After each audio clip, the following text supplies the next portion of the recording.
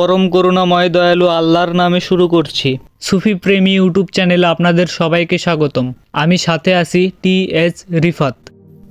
ষড়রিপুর আরেকটি রিপু হলো লোভ। লোভ হলো কোনো কিছু পাওয়া বা কোনো জিনিসের ওপর অতিরিক্ত বাসনা করা, অর্থাৎ আমাদের যা প্রয়োজন তার থেকেও বেশি আশা করা।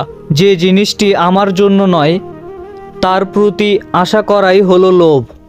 কেউ লোভ করলে আমরা ঠিকই বলে দেই সে লোভী, সে লোভ করছে, আর আমরা নিজের ক্ষেত্রে বলতে পারি না এটা আমার লোভ হচ্ছে।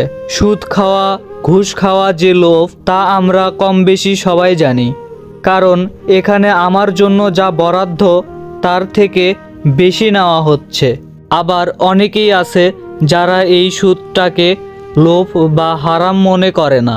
তারা নিজেকে বুঝ দেয় যদি আমি এই টাকাটা অন্য কোথাও বা কোনো ব্যবসা করতাম তাহলে তো আমার একটা পার্সেন্টেজ আসতোই, তাই তারা এই সুদটাকে আর সুদ মনে করে না। নাউজুবিল্লাহ। শুধু খারাপ পথেই লোভ করলে না, মানুষ সৎ পথেও লোভ করে ফেলে। মানুষের যতটুকু দরকার তার থেকেও বেশি অর্জন করার চাহিদা করে। তারা মনে করে যে আমি তো সৎ পথেই ব্যবসা করছি, তাই বেশি আশা করতেই পারি, কিন্তু তারা এটা মনে করে না যে তার জীবন এই ইনকামের পেছনেই চলে যাচ্ছে। তারা স্রষ্টা থেকে দূরে সরে যাচ্ছে। তারা বেশি পাওয়ার আশায় ইবাদতের দিকে মগ্ন হতে পারছে না।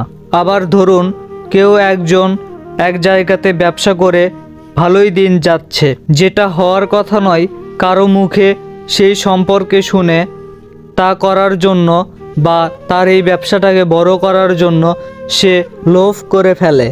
দেখা গেল সে ব্যবসাটাকে বড় করতে গিয়ে লসের মুখে পড়ল। এভাবেই লোভ মানুষকে দেউলিয়া করে দেয়। আসুন আমরা সবাই রাগ এবং লোভ থেকে দূরে থাকি। আমাদের মধ্যে রাগ বা লোভ থাকলে আমরা কখনোই স্রষ্টার সান্নিধ্যে যেতে পারবো না। তাই আমাদের সবার ষড়রিপু দমন করা প্রয়োজন। আজ এ পর্যন্তই। পরবর্তী ভিডিওতে ষড়রিপুর চতুর্থ রিপু নিয়ে আলোচনা করা হবে। সবাই সুস্থ থাকুন। আসসালামু আলাইকুম।